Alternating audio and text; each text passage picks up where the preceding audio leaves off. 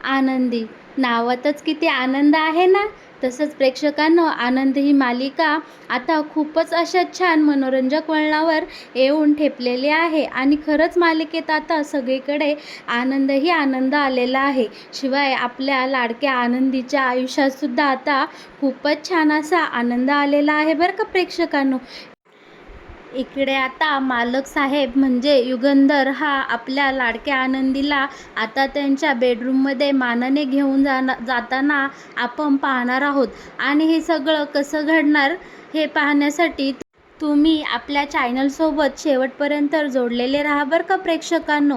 इकडे आता छान मालक साहेब आणि आनंदीच्या लग्नाची सत्यनारायणाची पूजा आटपलेली असते आणि इकडे आता आबा मालक साहेबांसमोर हात जोडून उभे असतात आणि म्हणत असतात की सत्यनारायण पूजा ही खूपच छान अशा प्रसन्न वातावरणात इकडे आता पार पाडलेली असते.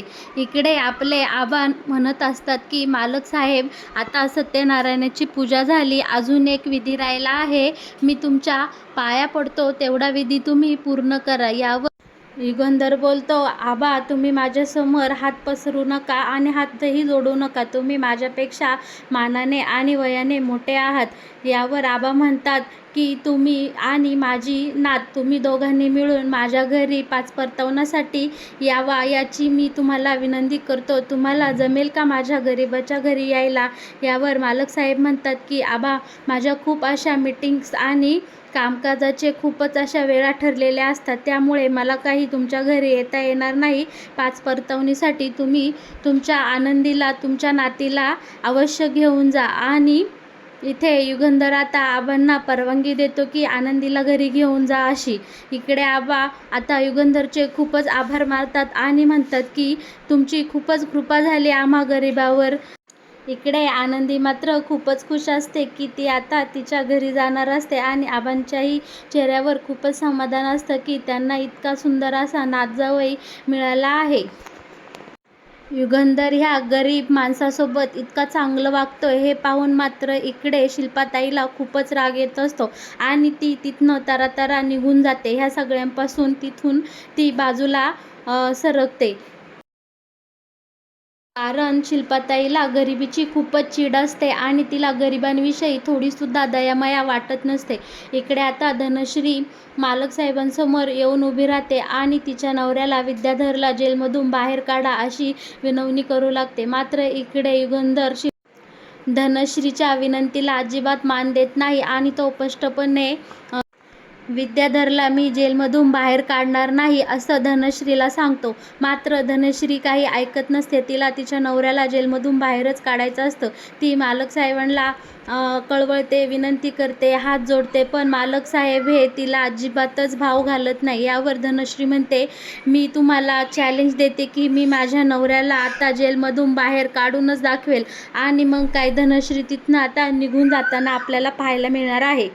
इथे आता धनश्री निघून गेल्यावर मालक साहेब विचार करत असतात की ही धनश्री किती विद्याधरवर आंधळं प्रेम करते आणि विद्याधरला अजिबात तिची किंमत नाहीये. पण काय करणार, ज्याचं त्यालाच कळलं पाहिजे असं बोलून मालक साहेब म्हणतात, वेडी आहे ही एकदम.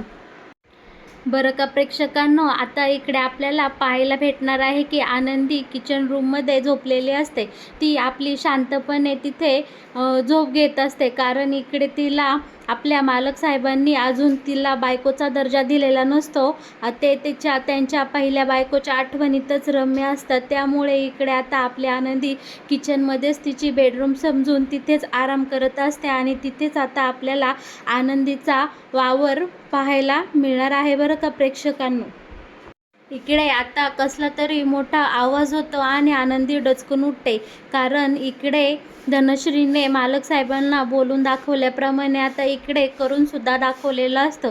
धनश्री तिच्या नवऱ्याला म्हणजेच विद्याधरला, नालायक विद्याधरला जेलमधून सोडवून आणलेले असते. पण कुत्र्याचं शेपूट वाकडं ते वाकडं ही म्हण तुम्हाला माहीतच आहे ना प्रेक्षकांनो.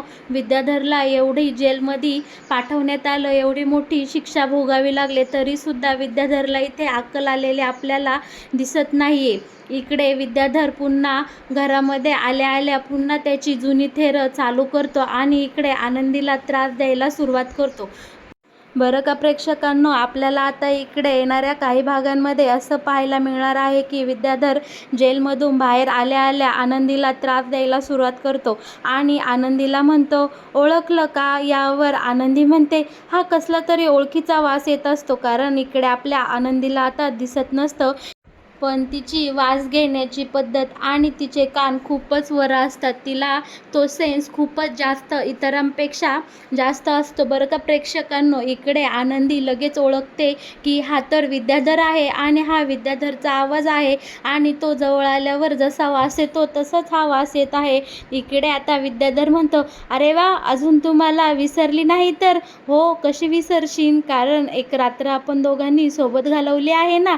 आणि इकडे आता आपल्याला पाहायला मिळणार आहे की विद्याधर घाणेरडा स्पर्श करत आनंदीला जवळ ओढत असतो, पण आनंदी मात्र इकडे खूप मोठ्याने ओरडायचा प्रयत्न करत असते. सोड मला, सोड नालायका, काहीसुद्धा काय बोलतोस? अशा रीतीने आनंदी आता विद्याधरच्या तावडीतून स्वतःला सोडवण्याचा प्रयत्न करताना आपल्याला दिसणार आहे. मात्र आनंदीची ताकद विद्याधरसमोर आपल्याला आता कमी पडताना दिसत आहे. विद्याधरची ताकद जास्त असल्यामुळे तो आनंदीला खूपच असे ओढाताण करीत असतो आणि आनंदीच्या डायरेक्टच आता इकडे तो तोंड दाबताना आपल्याला दिसणार आहे. त्यामुळे काय झालंय की आनंदीला आता ओरडता येत नाहीये आणि आनंदीचा आवाज काही घरच्यांपर्यंत पोचत नाहीये आणि त्यात आपल्या आनंदीला दिसत नसल्यामुळे तिला विद्याधर कोणत्या साईडने येतोय, कसा येतोय याचा काही अंदाज लागत नसतो. पण आनंदी मात्र आपली खूपच हुशार आणि बहादूर असते. ती काय करते, विद्याधरच्या पायावर जोरात अशी तिचा पाय मारते, जेणेकरून विद्याधरच्या पायाला दुखापत होते. आणि मग काय, आनंदी आपली मोठ्याने ओरडू लागते की वाचवा, वाचवा, मला कुणीतरी वाचवा. यावर इकडे आता आनंदीचा आवाज अजिबात घरच्यांपर्यंत पोचत नाही. आनंदी इकडे तिकडे धावू लागते आणि आनंदी खाली पडते, धडपडते, कारण आपल्या आनंदीला काही अंदाज येत नसतो की ती आता कोणत्या ठिकाणी पळते, कुठं जाते, कारण तिच्यासाठी हे निंबाळकरांचं घर हे नवीनच असतं. ती तिचा अंदाज घेत तिथनं त्या विद्याधरच्या तावडीतून सुटण्याचा प्रयत्न करत असते आणि मोठ्याने ओरडत असते की कुणीतरी आहे का, कुणीतरी वाचवा मला, प्लीज वाचवा मला. मग काय प्रेक्षकांनो, इकडे आता एक एक करून सगळे निंबाळकर हॉलमध्ये जमा होऊ लागतात आणि सगळ्यात महत्त्वाचं म्हणजे विद्याधरची बायको म्हणजे धनश्री तिथं येते आणि पाहते तर काय, इकडे विद्याधर पुन्हा एकदा त्याच घाणेरड्या वळणाला लागलेला असतो. म्हणजे तिने त्याला जेलमधून सोडवून जणू काही इकडं काही मोठा गुन्हाच केलेला आहे असं आता धनश्रीला वाटत असते. आणि इकडे आता आपल्याला शिल्पाताईसुद्धा येताना दिसत आहे. त्यासुद्धा विद्याधरला बोलत असतात, विद्याधर काय चाललंय तुझं, सोड. पण विद्याधर मात्र त्याच्याच धुंदीमध्ये आणि गुंगीमध्ये असतो. तो आनंदीसोबत गैरकृत्य करतच राहतो. त्याला कसलीच भान आणि चाड इथे आता राहत नाही. परंतु इकडे संपूर्ण निंबाळकर फॅमिली आता हॉलमध्ये जमलेली असते आणि आनंदी आपली इकडे तिकडे फिरतच असते. पण आनंदी धडपडत चाचपडत आता आपल्याला आपल्या मालक साहेबांकडे जाताना दिसणार आहे आणि त्यांना धडकून आता आनंदी आपल्या मालक साहेबांच्या म्हणजे युगंधरच्या कुशीमध्ये पडताना मिठीमध्ये आपल्याला पाहायला मिळणार आहे. बरं का प्रेक्षकांनो, आता आपल्याला असं पाहायला मिळणार आहे की इकडे युगंधर आपल्या आनंदीला एकदम लहान निरागस लेकराला आपली आई कशी जवळ घेते आणि कवटाळते, कळवळून अशी तिच्या अंगावरून हात फिरवते, त्याचप्रमाणे आता इकडे युगंधर आपल्याला आनंदीला कुरवाळताना पाहायला मिळणार आहे. पण या सगळ्याचा मात्र शिल्पाताईंना खूपच राग आलेला आपल्याला दिसणार आहे. ती बोलत असते, विद्याधर हे काय चाललं आहे तुझं, तू तुझ्या बायकोला विसरला आहेस का, तुझी पहिली बायको तिला विसरला आहेस का तू आता, आणि तू ह्या आनंदीला का जवळ घेत आहे, बाजूला सोड आधी तिला. यावर इकडे आता आपले मालक साहेब बोलताना दिसणार आहे, ह्याला बाहेर कुणी काढलं ते आधी मला सगळ्यात आधी सांगा. यावर धनश्री म्हणते, मी काढलं माझ्या नवऱ्याला जेलमधून बाहेर. तेव्हा इकडे मालक साहेब म्हणतात, बघितलंस ना या विद्याधरची लायकी, जेलमध्ये बाहेर आल्या आला ना अवकातीवर त्यासाठी मी याला जेलमधून बाहेर काढत नव्हतो. पण तुला तर काही अक्कलच नाही आणि तुला माझं म्हणणे पटलंच नाही.